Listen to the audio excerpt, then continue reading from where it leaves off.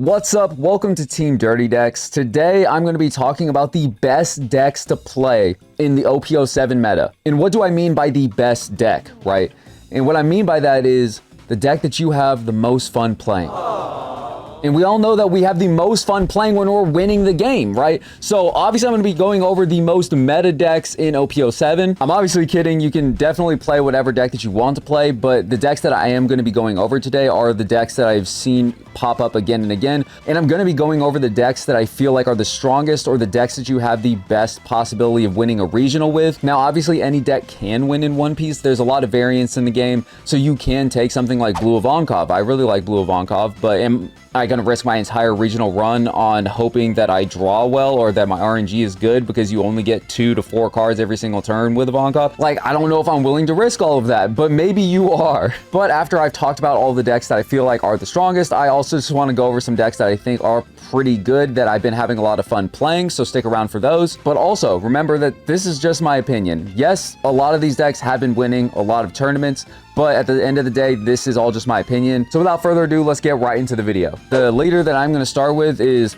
a new leader that is very popular right now. Everybody has been playing it. Basically, everybody that played Sakazuki hopped onto this deck because this is basically just a more balanced version of Sakazuki. This is, of course, Set 7 Black Rob Lucci. Its effect is when attacking, you may trash the top 2 cards of your deck, give up to one of your opponent's characters -1 cost for the turn. And in combination with that leader and this field spell, Any's Lobby, you basically have a free -3 cost every single turn, which is pretty crazy, and you have an automatic way to mill. Like, you have a guaranteed way to mill every single turn through Rob Lucci's ability, so you can activate Gecko Moria. Because obviously we all know that this 8-drop Gecko Moria, very good card, meta-defining card. So obviously you can mill whatever you need to with Rob Lucci's effect, and then you can just turn this on. The only issue with this deck is that it's kind of high-rolly because obviously Gecko Moria is a really broken card, but with Rob Lucci's leader ability, it is also very easy to mill all 4 copies of your Gecko Moria into the drop. So like you kind of also have to get lucky, but it is still a very consistent deck. It's obviously winning. It's obviously doing pretty well. So if you were a fan of Black Blue Sakazuki before this leader got banned, then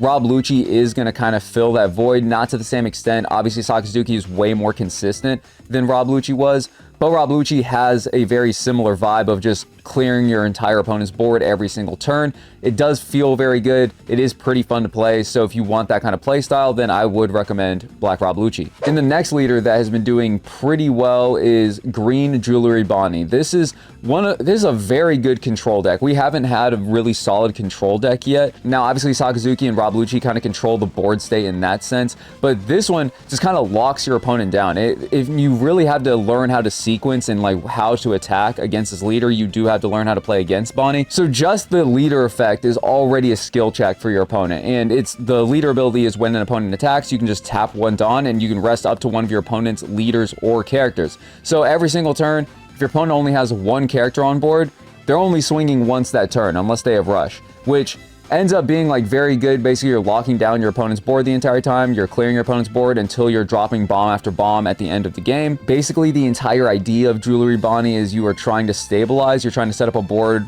with big cards like Eustace Captain Kidd, where now they have to swing into Captain Kidd, and you're getting to tap something down every single turn, so your opponent isn't getting to really play the game how they normally would. And then once you have something like that established, you can go ahead and drop big bomb cards behind the Kid, like 9-drop Zoro, which in essence, if this card sticks, then you just win the game. Or you can play something like Hody Jones behind the Kid, which is just one of the best finishers in the game, it being a rush and getting to tap 2 cards of whatever. Like, you can tap 2 characters, you can tap 2 Dawn with Hody Jones. It is a very good finisher. Bonnie is a very fun deck to play, especially if you're into that control play style. I would definitely recommend this deck. But if you're looking for a bit more aggro, if you're looking for something, because red isn't very strong right now, really the only deck that we have right now is Red Purple Law, which I know a lot of people are kind of complaining about, but at the end of the day, I think that this is a very solid deck. I don't think that this deck is broken, even in OP08, hot take. But if you are looking for a more aggressive play style, then Red Purple Law definitely fits that niche. His activate main is you can Dawn -3, return one of your opponent's characters with 3k power or less to the bottom of their deck.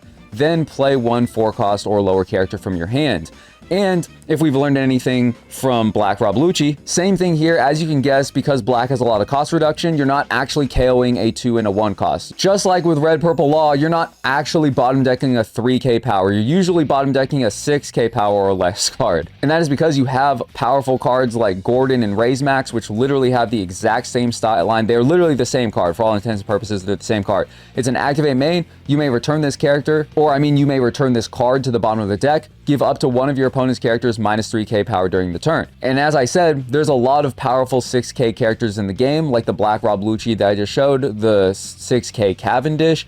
You basically use this character's ability, you bottom deck it, bring that 6k character down to a 3k, and then now you're suddenly within leader ability range. So it's very oppressive being able to play out a 4-cost character yourself and then doing that Dawn -3 to activate that, remove something on your opponent's side of the board, and then also establish another body. So you're spitting out 2 to 3 bodies every single turn, while also removing some of your opponent's board, which is pretty crazy. The only downside to this deck is that it's not that consistent. You do kind of have to see the right cards at the right time. Like, you need to have cost reduction. You need to draw into your Raijus. You need to be able to see some Raijus so that you can refill your hand, because obviously since you're playing so many cards out from hand, you are losing hand advantage in that sense. But even though it isn't always the most consistent, its ceiling is so high that it is doing really well still, and it does have a pretty decent mid roll. Even if you don't like high roll, you don't see everything in the exact order that you need to.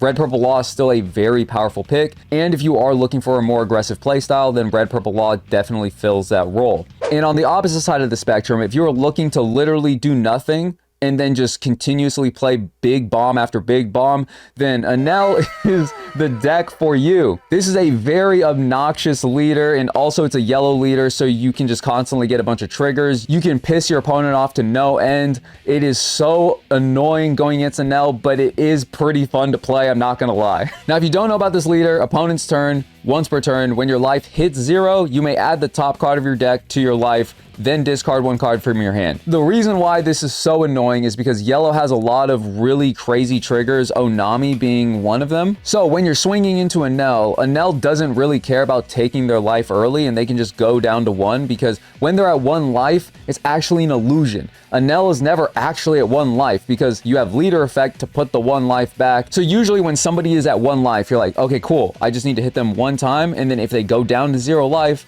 I only need that 1 more hit to, take them out. But because of Enel's leader ability, if you aren't able to even try to get them down to 0 life, you might as well just not swing. Because of Enel's annoying leader ability, all you're doing is giving them a free cycle, because all you're doing is the Enel gets to take the life, look at it first, ramp a life back, go back to 1 life, and then be like, which card do I feel like discarding? So against yellow Enel, you aren't really playing the same game that you normally are. And yellow's really annoying, and since they're cycling life so often, you can just run into really powerful triggers like Onami, which is just KO up to one of your opponent's 5-cost or lower characters. When you should have had game on board, you can end up running to a beige, and then just like, oh, your leader can't swing. Oh, your 9-drop Zoro that you played can't swing anymore. And with this new 5-cost Luffy that just came out in set 7, you have another trigger, which is just KO up to one of your opponent's characters, cost 4 or less. So anyways, we all hate yellow. Rant over. But yeah, Enel is a very powerful leader because we have access to things like Gadatsu, where basically now a lot of people are playing a very control heavy Enel,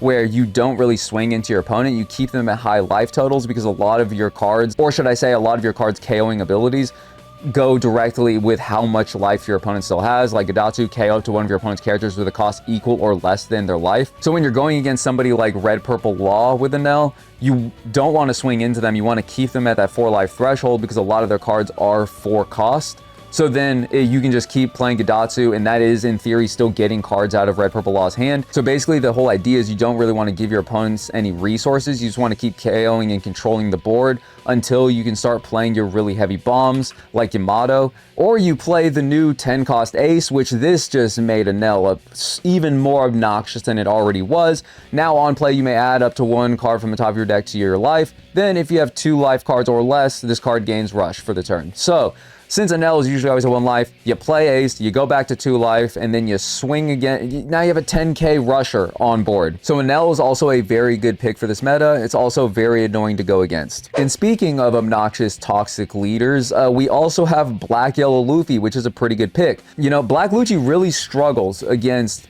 Black Yellow Luffy. The whole idea of this leader is that every single turn you're adding cards like these 5-cost Luffys, 5-cost Ace, 5-cost Sabos, and you're putting them into your life.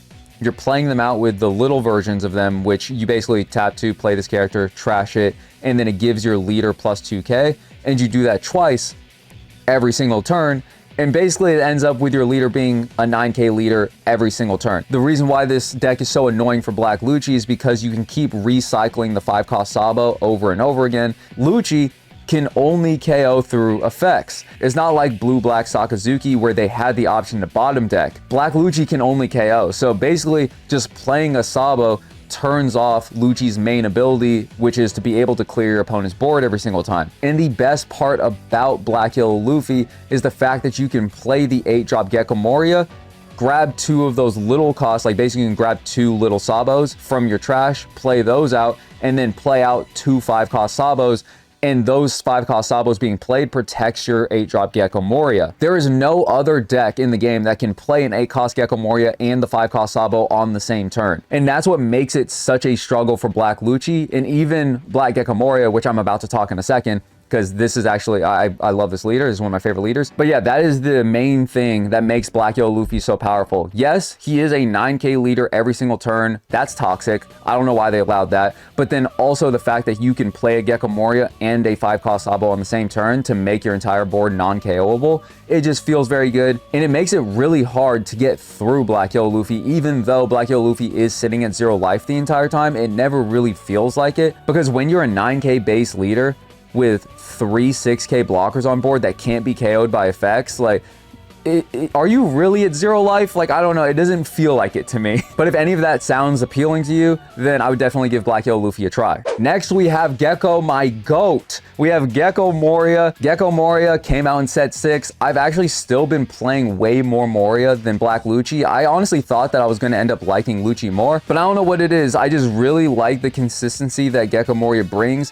His floor is way higher than Lucci's, but Lucci's ceiling is infinitely higher than Gecko Moria. Like when Lucci high rolls, you feel like you are unstoppable. You are not losing that game. When Gecko Moria high rolls, it feels kind of close to his floor anyways. Because the biggest draw for me personally when I'm playing Gecko Moria is the fact that you can recycle 8-drop Gecko Moria. So you are going to be playing at least 3 Gecko Morias every single game. And that is because Gecko Moria's leader ability is if you attach 1 Dawn to leader, tap 2 on swing, you can discard 1 card from your hand, put the top 2 cards of your deck into the trash, and play 1 Thriller Bark Pirates character with a cost of 4 or less from the trash. And it's this leader ability that I love, and it makes the deck very consistent, but it also makes it so you kind of are forced to play the Thriller Bark Pirate package, which isn't a bad thing, but it does leave less room for creativity. Now, a lot of people stopped playing Gecko Moria because yes, Great Eruption was banned. Like, yes, it felt great playing Great Eruption and then playing Gecko Moria, Rob Lucci, Helmeppo, and popping 2 cards. That felt amazing. But I still do think that Gecko Moria is a very powerful deck. I actually prefer to play him over Rob Lucci personally. I just really like the idea of Gecko Moria. Like, I played zombies in Yu-Gi-Oh! I like the idea of stuff constantly coming back from the trash, like basically recycling it over and over again. That was Gecko Moria's whole shtick, so if that sounds appealing to you, then I would recommend playing Gecko Moria in set 7. So for me personally, I think that those are the leaders that if you're trying to go to a regional and you're trying to win, like, 10 rounds of Swiss, I think that those are the decks that are going to have the best opportunity to win those events for you. But that doesn't mean that those are all the leaders that are really strong this format. These leaders I'm going to kind of more quickly go over, but I do think that they're really strong. They just struggle against like one specific or 2 specific decks like way too hard to, kind of go through that 10 or 11 rounds of Swiss and make it all the way through. Because it's like, oh, I run into that one bad matchup and you just like lose your run. And also these leaders are really fun to play. One of the leaders I'm about to mention is actually the leader that I've been playing the most probably, and it's probably going to be the leader that I end up taking anyways. I'm not even taking my own advice. I think that if you're trying to win a regional, I think you should pick one of the leaders that I've already mentioned, but I'm going to be talking about one where I'm probably going to end up taking to a regional just because I've been having so much fun playing the deck, and I'm just going to be like, hey man, I'm gonna try and high roll my way through. Hopefully I don't see any black Lucci, which I will. It's gonna happen. I'm gonna lose. Now, the first leader I'm gonna talk about is green black Perona, and that is because there is a new Wano build that's been cropping up. In OP07, we got access to this new Wano searcher, Otama, which kind of really opened up a lot of opportunities to play this old Romance Dawn card, which allows you to draw 2 cards by resting 2 of your characters. And that is the card You Can Be My Samurai. Activate main, you may rest 2 of your characters, draw 2 cards. So now in this new Wano build with Perona, one of the main combos is playing Otama Searcher, searching out some card, and then you play Hiyori. You play the new 4-cost Hiyori from EB01, you activate You Can Be My Samurai, rest your searcher, and to this 4-cost Hiyori, draw 2 cards, and then you activate Hiyori's effect to play a 5-cost or lower Wano card from your hand, and then draw a card. And then since you're Perona, you're usually resting some 4-cost character that was on the board, and then you can go ahead and play Ryuma off Hiyori's ability, and then you can KO that 4-cost character, and you just drew a lot of cards. You cycled a lot of cards as well, and that can really set you up and get way more 8-drop Gecko Moris into your hand than you normally could. Because one big struggle that Perona had was the fact that you couldn't just keep constantly recurring your 8-drop Gecko Morias, or if you ended up trashing your Gecko Morias, getting them back off of Hogback for free because of, you know, Gecko Moria's leader ability. But because now you have easier access to use You Can Be My Samurai, and with the new 4-cost Hiyori just drawing you cards, like you get to cycle and see way more cards than you normally would, which gives you way more opportunities to see more 8-cost Gecko Moris in your hand. So Perona is pretty good, but the deck that I am currently playing, and it is because I actually said this as soon as I started playing One Piece, I said, if there is ever a Boa Hancock leader, I don't care what the leader does, the leader can heal my opponent for all I care, I will be playing Boa Hancock. And in set 7, they finally dropped Boa Hancock, and the thing is, she's actually pretty strong. They gave a lot of 7 Warlords of the Sea support, which also ended up helping out Blue Dofi, so I'm kind of talking about these 2 leaders hand in hand. Boa Hancock and Doflamingo are both very strong leaders, and they kind of do the similar things. You just play Doflamingo slightly differently because you're setting up the top of your deck. In Boa Hancock, you don't really have to do that. But yeah, I feel like Boa Hancock is pretty strong. Because you're blue, you have access to cards like Gravity Blade, where against Red Purple Law, you can just be like, okay, I'm going to bottom deck your Queen and your 5-drop blocker Kid, and I'm going to draw a card, which that's just really powerful, especially if you already have a board established, which you probably will because 4-cost Jinbei is a thing. And since you're a blue leader, you have access to Charlotte Pudding, which is just a really big menace for decks like Black Yellow Luffy and Enel, or even Green Uda. And the reason for that is because all of these decks end up developing a very big hand, and that's kind of their strength, is that they have like this massive 10-card hand. But 4-drop Pudding can just kind of invalidate that. Like literally, if you're playing against a Black Yellow Luffy, you can swing at them, they'll take all their life, and then you ask them cards in hand, they'll say 11, and then you say, didn't ask, don't care, and you slam down 4-drop Pudding, and you make them shuffle that entire 11-card hand back in their deck and draw 5. And that is why Blue Boa Hancock feels really good. It actually feels very good to play into Bonnie, into Enel, into Black Yellow Luffy, like literally every matchup, except for one matchup. And this one matchup is so horrible that it prevents Boa Hancock from being meta, and it feels so bad. Literally, at the last locals I played against a Black Rob Lucci, I swung with 2 characters the entire game.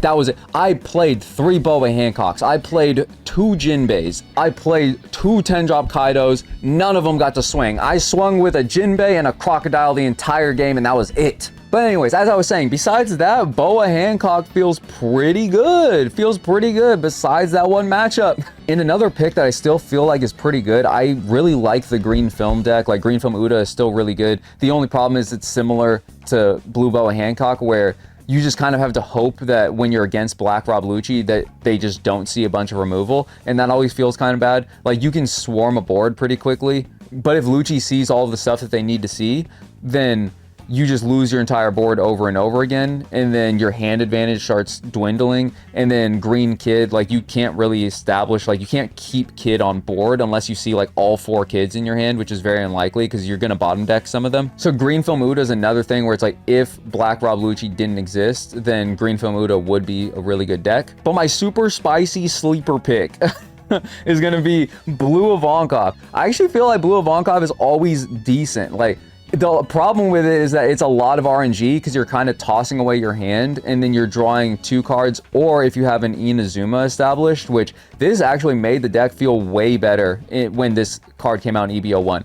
Inazuma is really good. If you have 2 or less cards in your hand, draw 2 cards. So basically you sequence leader ability and then Inazuma's ability so that you end up with 4 cards in your hand at the end of every single turn. But I feel like just being able to pump out bodies, like playing a Ivankov into Inazuma or a Ivankov into the blue Impel Down Luffy that you can give double attack, is just very strong, and if your opponent can't deal with it or isn't ready for it, you just win. The biggest struggle as Ivankov is that you're just solely relying on RNG, because you are kind of tossing away your hand most turns. Like, not every single turn, but there's a lot of times where you end up just tossing away your hand, and you're just hoping that you draw into 4 good cards. If there was a way to make this deck a little bit more consistent, I feel like it would be, because I think it is pretty good even right now. I feel like it's a very good rogue pick, right? Similar to Purple Kaido, I feel like when this deck has Island, it feels amazing. It feels like one of the best decks in the game. The problem is that if you're taking it to a 10-round regional, you just need to whiff once. There needs to be one game where you're like, dang, didn't find Island, looks like I lose the game.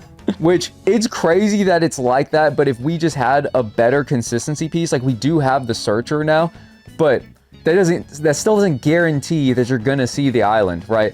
And the moment you don't open with Island, it just all goes downhill, and it's very hard to stabilize after that. So I feel like if they just eroded this leader to have a permanent on it that just says start with Island already there, then this would be a really good leader.